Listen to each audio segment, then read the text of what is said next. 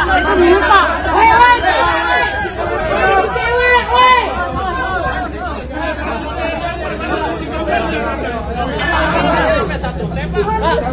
duitnya dari mana, Pak? Dari mana, Pak? Pak, rambutnya rontok, Pak. Pak, rambutnya rontok, Pak. Pak, rambutnya rontok, Pak. Pak, duit monopoli juga kalah, Pak. Pak, rambutnya rontok ya, Pak.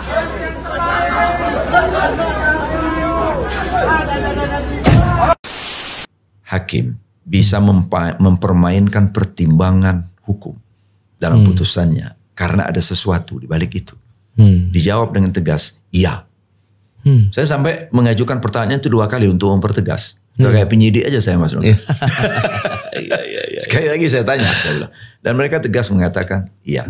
Jadi tidak mungkin sesuatu pertimbangan yang naib, yang aneh, yang ajaib, jungkir balik begitu, tanpa ada sesuatu di belakangnya. Dan kemudian terbukti sesuatu itu memang ada nyatanya. Tuan Zahro. Jadi itu akhirnya terbukti bahwa sebetulnya perkara itu perkara yang sudah disiapkan untuk diputus bebas karena ada uang di baliknya. Hakim di sebuah pengadilan di luar Pulau Jawa, dia baru berkarir kurang lebih 7,5 tahun. Tapi di rekeningnya itu jumbo. Ya, terus waktu itu ketua PPATK-nya Pak Yusuf, saya minta mengusut itu. Nah, benar rekening yang bersangkutan, tapi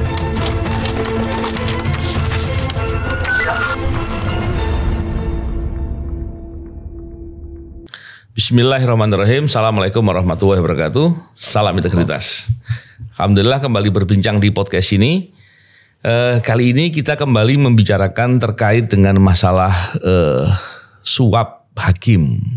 Beberapa waktu yang lalu ada kasus di PN Surabaya, kita sudah bahas, dan ada temuan penggeledahan di rumahnya Zarov Richard ya, dan nilainya fantastis sekali. Dan untuk membicarakan hal itu, hari ini kita berkesempatan untuk berbincang dengan Pak Suparman Marzuki, mantan ketua atau kepala ya? Ketua KAI. Apa kabar Pak Suparman? Baik, alhamdulillah Mas Novel. Terima kasih berkenan hadir ini. Pak Suparman, senang bisa bicara dengan Bapak.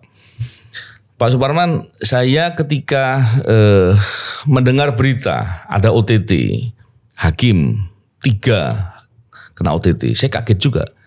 Biasanya saya sering juga mengakukan OTT hakim ya. Tapi 3-3-nya ini berbuat ini agak masa bisa 3-3-nya. Biasanya kan 1-2 gitu ya. Kalau 3-3-nya ini kan dahsyat. Belum lagi terkait dengan pokok persoalannya. Ini kan kasusnya kalau nggak salah penganiayaan yang menimbulkan meninggal dunia kalau nggak salah. Kemudian putusannya betul-betul bertolak belakang gitu, 180 derajat. Dan menurut saya nekat lah gitu ya, memanipulasi hukumnya tuh nekat. Dan banyak lagi yang lain. Saya juga kaget, senekat itu ya. Kalau Pak Suparman sebagai mantan ketua KAI, pandangannya seperti apa terkait dengan kasus itu, Pak Suparman? Iya, begitu itu diputus, saya termasuk orang yang memperhatikan, membaca dan mendengarkan siaran berbagai macam platform media sosial ya, saya ikuti. Lalu saya baca sejumlah pertimbangannya itu. Pertama itu jelas jumping, akrobatik. Itu akrobatik. Nah lalu saya meminta file ke Komisi Yudisial. Tolong dong saya dikasih file tentang 3 hakim itu. Catatan dari Komisi Yudisial itu ada banyak sekali laporan tentang hakim ini. 3 orang ini. Gitu. Pengalaman saya di Komisi Yudisial, ada signifikansinya Mas. Antara laporan yang banyak, sekalipun laporan itu ada yang tidak terbukti, tidak terverifikasi dan lain-lain, ada signifikansinya antara jumlah laporan miring oknum hakim itu, hakim-hakim tertentu itu, dengan kemudian dia tertangkap karena peristiwa penyuapan misalnya. Artinya laporan itu laporan di beberapa kasus yang ditangani. Di beberapa kasus, di beberapa pengadilan semenjak mereka bertugas. Karena waktu saya di sana dulu, kita melakukan profiling Mas. Profiling tentang hakim-hakim. Nah, ada data semacam itu.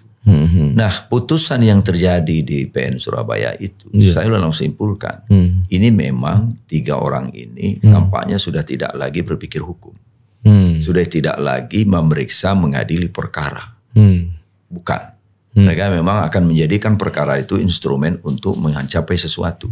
Mendapatkan sesuatu. Dan terbukti kemudian sesuatunya besar. Jadi hipotesis saya waktu itu, saya sudah bilang dengan teman media, dia bilang, ini ada suap. Saya hampir yakin ini ada suap. Peristiwa semacam ini. Karena dulu begini, saya waktu mewawancarai calon hakim agung. Dan calon hakim agungnya itu sudah selesai jadi hakim agung, ketua Mahkamah Agung, dan sekarang terpilih menjadi hakim agung. Pertanyaan mereka saya dengan mereka berdua itu sama. Pertanyaannya begini, apakah hakim bisa mempermainkan pertimbangan hukum dalam putusannya karena ada sesuatu di balik itu? Dijawab dengan tegas, iya. Saya sampai mengajukan pertanyaan itu 2 kali untuk mempertegas. Kayak penyidik aja saya Mas. Sekali lagi saya tanya. Dan mereka tegas mengatakan iya. Jadi tidak mungkin sesuatu pertimbangan yang naib, yang aneh, yang ajaib, jungkir balik begitu, tanpa ada sesuatu di belakangnya. Dan kemudian terbukti sesuatu itu memang ada nyatanya. Iwan Zahro. Jadi itu akhirnya terbukti bahwa sebetulnya perkara itu perkara yang sudah disiapkan untuk diputus bebas karena ada uang di baliknya. Memang kalau kita lihat Pak, ketika ada contohnya seorang hakim gitu. Terus kemudian dalam putusan-putusannya banyak yang janggal gitu. Dalam pertimbangan putusan dan segala macam atau menggunakan bukti dan perspektif dalam putusannya dan itu banyak contohnya. Yang bisa dilakukan KAI apa itu Pak kalau begitu terjadi? KAI itu sebetulnya punya alat deteksi ya sebetulnya. Itu biasanya kalau ada hakim tertentu. Tapi saya nggak tahu apakah periode setelah itu berjalan. Hakim tertentu yang mengadil perkara tertentu. Itu harusnya dipantau dari awal. Jadi kita misalnya begini, ini ada perkara sensitif. Sensitif itu bukan hanya dari segi misalnya dia mengadili suatu perkara di mana ada kerugian besar di situ, ada uang besar di sana. Atau mengadili seseorang yang berpengaruh. Ini artinya perkaranya sensitif. Nah, sensitivitas perkara ini kita cross check ke hakimnya. Coba lihat siapa majelis yang menangani. A, B, C, oke. Antara sensitivitas kasus dengan majelis yang ditunjuk patut diantisipasi. Dilakukanlah pemantauan. Ada pemantauan terbuka dan pemantauan tertutup. Nah, kalau sensitivitasnya tinggi di antara ini, pilihannya adalah pemantauan tertutup. Ada orang di sidang itu yang memantau seluruh pergerakan. Seluruh komunikasi yang terjadi. Semuanya dianalisis. Nah, saya nggak tahu apakah ini dilakukan apa enggak. Karena kejanggalan itu tidak serta-merta. Ketika pemrosesan saksi, ketika pemeriksaan saksi, pemeriksaan alat-alat bukti, bahasa tubuh dia di persidangan, pertanyaan-pertanyaan yang diajukan oleh majelis, itu sudah bisa menggambarkan mau kemana arah perkara ini. Nah, saya nggak tahu apakah Komisi Yudisial yang sekarang melakukan langkah ini. Karena ini salah satu cara KAI bisa ambil peran sebetulnya untuk mencegahnya. Dan dulu pernah kita lakukan. Saya pernah melakukan hal yang sama di sebuah pengadilan di Sumatera, di Pekanbaru. Perkaranya sensitif karena terkait dengan pengerusakan lingkungan. Hakimnya sensitif. Lawyer yang dia pakai oleh tersangka ini sangat sensitif. Maksudnya hakim sensitif ini punya track record salah gitu. Yang saya maksud itu. Jadi kita pakai bahasa agak sedikit gitu ya. Nah, saya turun. Saya turun langsung dan staf memantau di persidangan. Tapi saya mengambil informasi. Mengambil informasi, mencari informasi di sekitar perkara itu. Dan informasinya cukup kuat bahwa ini sudah ada uang muka dalam perkara ini. Nah, saya langsung ketemu KPT-nya. Kemudian Pak KPT, saya turun ke sini, saya datang ke sini karena ada informasi ini. Mohon majelis hakim perkara ini Bapak kendalikan agar tidak terjadi sesuatu. Saya tahu lawyernya mengerti kalau saya ada di situ, jadi dia kontak ke Jakarta. Kontak ke Jakarta itu ke beberapa teman dia lah. Nah, beberapa temannya itu menghubungi ada anggota Komisi Yudisial waktu itu. Komisi Yudisialnya telepon saya, Bapak ada di Pekanbaru ya? Loh, kok tahu? Tapi ujungnya Mas, perkara itu akhirnya berjalan normal. Berjalan normal dan putusannya tidak seperti yang mereka harapkan. Jadi bisa dilakukan meskipun tidak sepenuhnya kita bisa berhasil hal seperti ini. Memang menarik sekali Pak ya. Saya bisa bayangkan dalam suatu proses peradilan kan ada kemungkinan saat pihak dengan pihak, artinya ada satu masyarakat yang ingin berharap suatu keadilan dengan pihak yang lain yang mungkin sedang bersengketa, atau seseorang yang tentunya berhubungan dengan perkara pidana kaitannya dengan negara, baik itu yang berhubungan dengan kasus korupsi korbannya negara atau dengan kasus pidana yang ada korban yang diwakili oleh negara. Kalau kemudian dalam proses peradilan itu praktek korupsi terjadi, artinya bisa jadi mulai dari penyidikan. Penuntutannya juga mungkin ada korupsinya, ada suapnya, ada apa, dan hakimnya. Ini kan orang akhirnya putus asa Pak. Ketika keadilan itu kemudian bisa dijual, bisa diperjualbelikan lah gitu kan. Tapi kalau lihat dari cerita Pak Parman tadi, memang menarik sekali. Ternyata pengawasan yang dilakukan oleh KAI itu bisa proaktif dan bagus sekali. Bahkan bisa mencegah. Sehingga laporan-laporan masyarakat itu penting gitu Pak ya. Ya, menarik sekali itu Pak. Iya, dan itu bisa dilakukan. Memang kita juga diprotes. Diprotes oleh Mahkamah Agung. Iya. Pengacara juga ada yang protes. Itu yang berkepentingan berkepentingan dengan pengadilan disorder semacam itu. Atau terganggu lagi. Terganggu lah keadilannya itu. Tapi saya bilang dengan teman-teman di Komisi Yudisial itu. Kita harus berani menafsirkan kewenangan ini. Jadi jangan kacamata kuda. Betul. Kita harus berani menafsirkannya, mengambil langkah-langkah. Karena di dalam konstitusi itu dan wewenang lain dalam rangka menjaga kehormatan, keluhuran, martabat lain. Jadi bagian akhir dari kalimat pasal 24B ayat 1 itu. Itulah yang menjadi ruang bagi kita untuk menafsirkannya dalam rangka kita representasi publik. Representasi dari masyarakat, dia bilang Komisi Yudisial ini. Dia mesti tampil hadir menjadi bagian dari perasaan hukum publik. Hadir menjadi harapan masyarakat. Gitu. Setidak-tidaknya kalaupun tidak ada jaminan keadilan mereka akan peroleh, setidak-tidaknya bangunkan harapannya. Nah, membangunkan harapan aja dari publik ini susah sekali. Gitu. Karena kerusakannya di mana-mana. Betul. Apalagi suap di pengadilan itu udah laten Mas Novel. Itu sudah laten. Kita tidak tahu sejak kapan mulai ini terjadi. Tetapi yang pasti tidak ada tanda-tanda membaik. Memang terkait dengan masalah suap di pengadilan ya. Ini kan kadang-kala susah Pak. Saya dulu nangani kasus Nur Hadi. Sekretaris MA gitu ya. Sekretaris MA dan dugaannya itu banyak sekali yang dimainkan di suatu perkara-perkara di pengadilan. Cuman untuk mendeteksi ini yang mana, kadang-kala membuktikannya kan nggak mudah juga. Benar. Apalagi kalau kasusnya perdata mungkin atau kasusnya bukan pidana ya, ada beberapa kasus yang lain. Ini kadang-kala untuk menilai kan nggak mudah. Ada upaya yang dilakukan tidak serta-merta jauh tapi sedikit aja. Jadi untuk menilai itu kadang-kala tafsir-tafsirnya menjadi agak rumit gitu. Saya kebayang begini Pak. Dari penggeledahan rumahnya Zarof Richard ditemukan 920 miliar 51 kilogram emas. Itu baru yang tunai itu Pak. Saya kok khawatir jangan-jangan di tempat lain juga ada gitu. Atau dalam bentuk aset, dalam bentuk di penyedia jasa keuangan, dalam bentuk lainnya. Oh, jangan-jangan masih banyak lagi yang lain. Lalu saya berpikir, itu kira-kira terjadi uang tadi itu berkaitan dengan pengurusan kasus berapa banyak gitu. Waduh, ngeri betul itu. Oh iya, benar. Jadi seperti apa itu Pak, menggambarkan seperti itu Pak? Saya tahu persis ya. Selama saya di Komisi Yudisial dulu, kita melakukan apa yang disebut dengan profiling. Profiling itu macam-macam Mas. Satu di antaranya adalah memprofil Markus. Siapa Markus orang luar yang masuk ke dalam? Siapa orang dalam yang menjadi jaringan Markus luar ini? Siapa Markus dalam ya yang main di dalam? Gitu. Nah, ada itu ya. Ada yang sudah ditangkap oleh Mas Novel dan teman-teman itu salah satu lah itu ya. Salah satu kira-kira gembong utamanya lah ya. Oh, artinya banyak kelompok juga. Banyak. Banyak. Jadi ada istilah si A ini itu ATM-nya si B gitu dan seterusnya lah. Yeah. Nah jadi mereka beroperasi di seluruh Indonesia.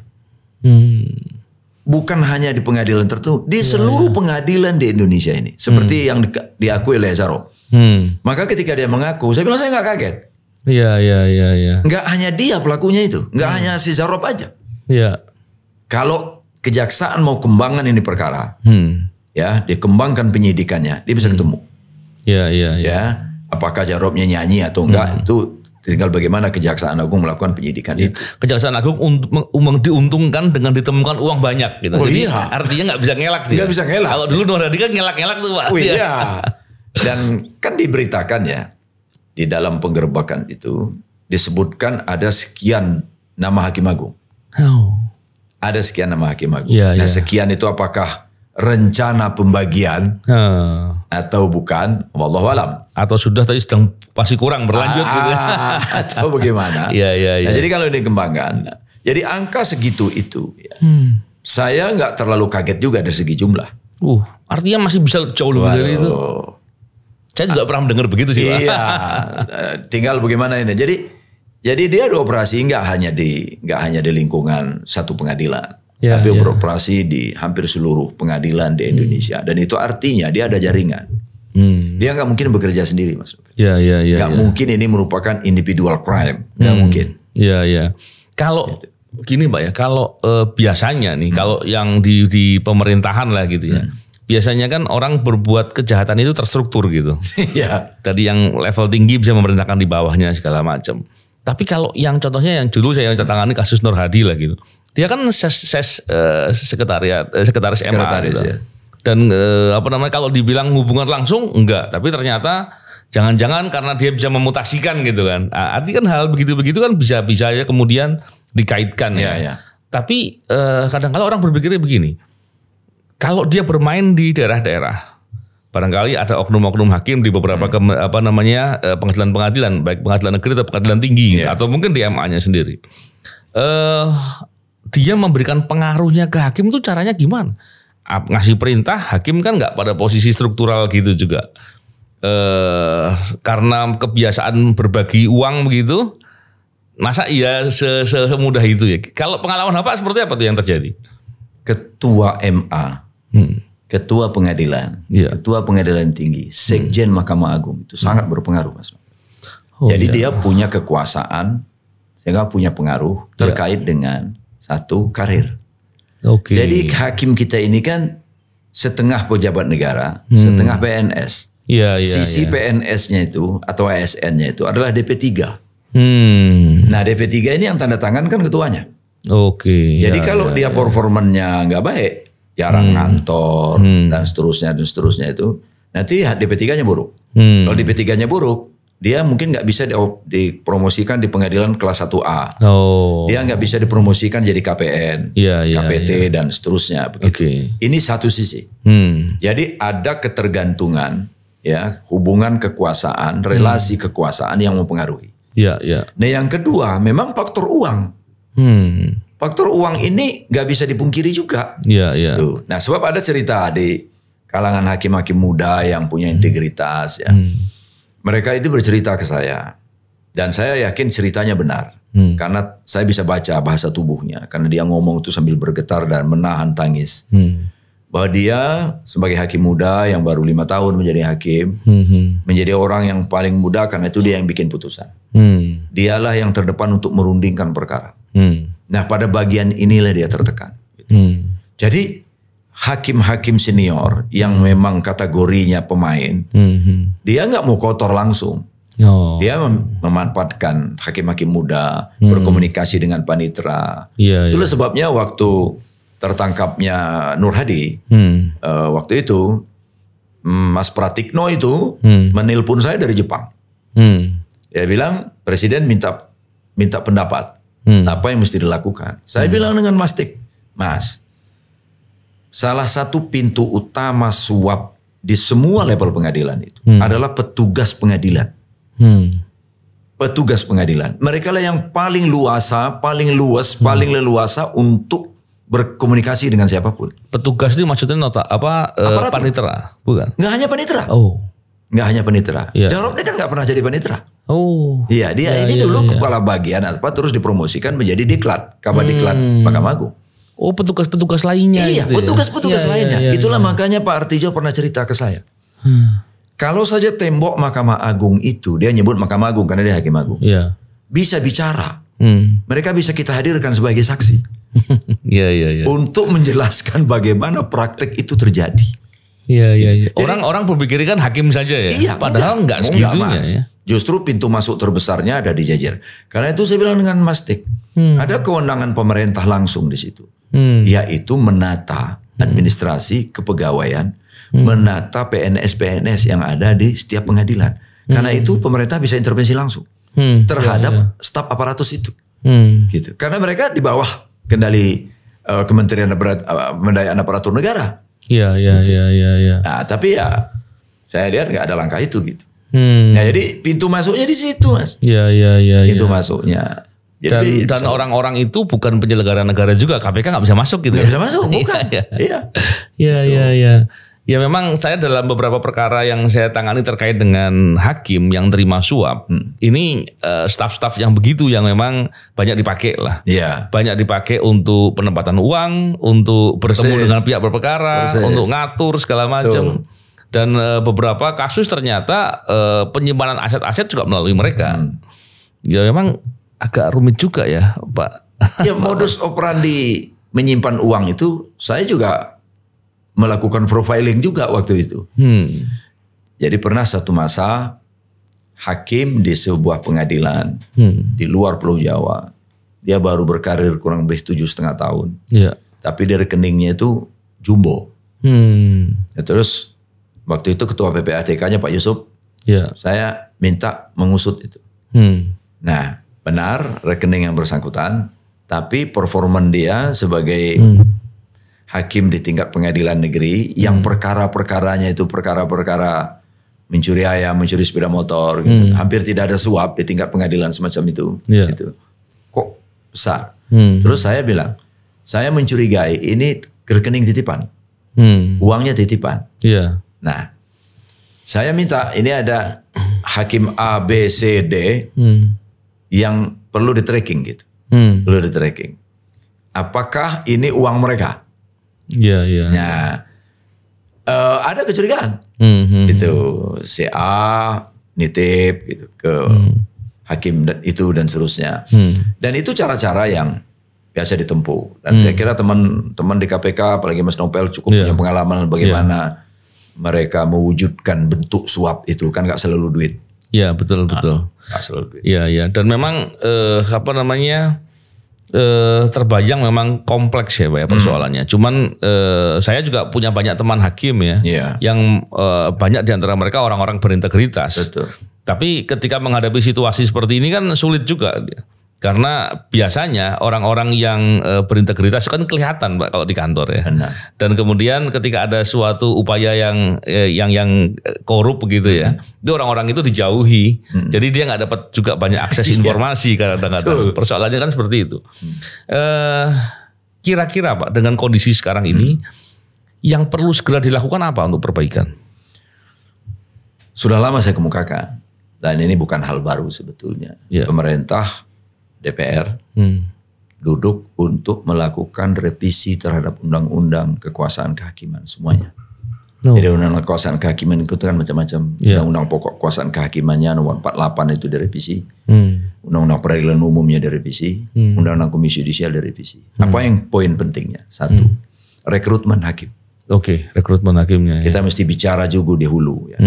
Rekrutmen hakim itu sebaiknya idealnya tidak dilakukan oleh Mahkamah Agung. Mahkamah Agung itu user aja. Silahkan ini dilakukan oleh Komisi Yudisial. Kalaupun nggak suka dengan Komisi Yudisial, silakan bentuklah komite ahli atau apa. Tapi yang diisi oleh orang-orang independen yang berintegritas. Nah, lakukanlah seleksi itu terhadap calon-calon hakim ini dari lulusan fakultas hukum terbaik. Yang kedua, hakim itu harus pejabat negara penuh, bukan government aparatus. tapi state aparatus. Harusnya begitu. Iya. Nah, dengan dia sebagai aparatur negara, sebagai pejabat negara, tidak ada lagi kewajiban DP3. Iya. Hakim itu nggak perlu harus ngantor, Mas. Tiap hari. Untuk apa hakim ngantor tiap hari? Iya. Dia hanya bersidang saja. Jadi kalau ada panggilan sidang dia datang. Selesai bersidang dia pulang. Lebih baik dia punya waktu banyak untuk membaca, untuk mengeksplor pengetahuannya. Iya. Jadi bukan seperti PNS tiap hari jam 7 apa jam 8 di kantor, pulang jam 4. Untuk apa hakim? Ada kerjaan administratifnya kok. Iya. Baca perkara, ya bawa aja perkaranya, kenapa? Itu. Apalagi sekarang kan banyak. Iya, apalagi sekarang lebih dengan digital teknologi. gitu ya. Nah, yang ketiga, saya selalu ditentang oleh banyak teman di DPR waktu saya mengusulkan take home pay hakim itu memang harus besar. Memang harus besar. Iya. Jangan dikait-kaitkan dengan kinerjanya. Tapi ini penghormatan negara pada satu profesi mulia dan termulia di dunia. Iya. Mereka dipanggil yang mulia kok.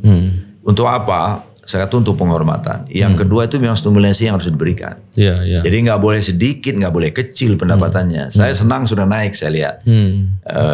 Keputusan presiden terakhir itu sudah cukup tinggi. Tetapi itu masih sangat kecil dibanding negara-negara lain. Ya. Iya. Nah, yang ini yang terakhir yang penting juga. Peran Komisi Yudisial itu dioptimalkan. Karena di dalam konstitusi itu sebetulnya yang diberi kewenangan melakukan penegakan kode etik, pemantauan itu hanya Komisi Yudisial. Mahkamah Agung nggak ada cantolannya di konstitusi. Oh, iya. Nggak ada cantolannya. Iya. Cantolannya Bawas itu Pak ya? Iya, nggak ada. Itu pengawasan internal lah. Oke, kalau mereka pengawasan internal.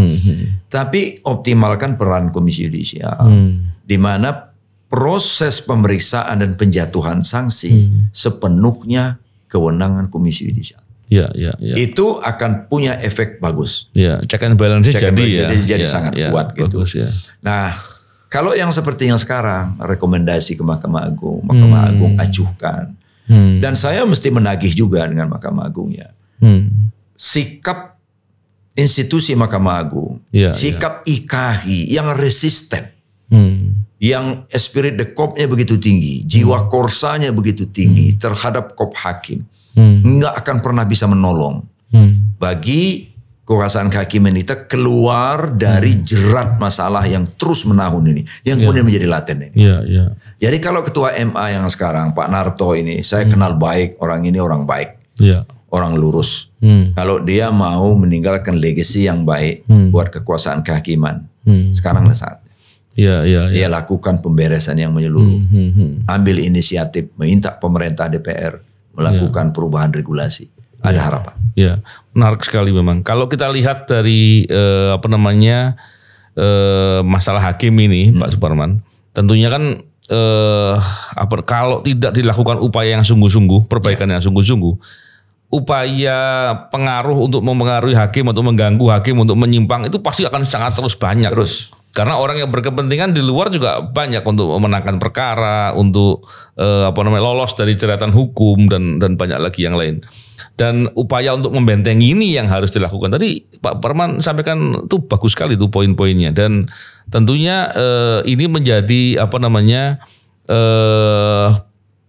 penghormatan yang tinggi kepada hakim ya, karena hakim harusnya yang betul-betul orang yang betul-betul dihormati dan kredibilitasnya betul-betul dijaga gitu ya. Betul.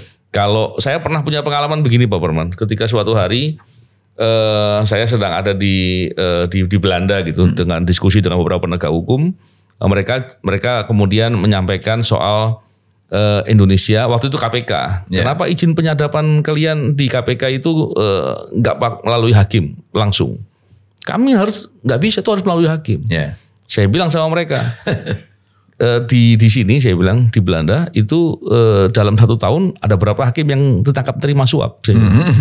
Dia bilang, hakim terima suap? Nggak mungkin kata dia. Kita kasih contoh di tempat kami ada beberapa kali. Kalau begitu jangan dulu pakai izin hakimnya dulu.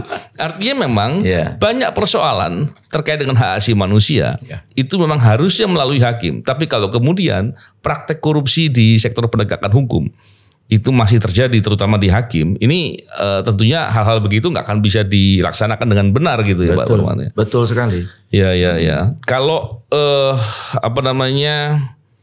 tentunya kita berharap perbaikan ini nggak cuma di hakim, tapi di penegak hukum yang lain. Karena semuanya akan saling support kan ya Pak Parman. Kalau hakimnya, tapi dimulai dari hakim itu bagus ya.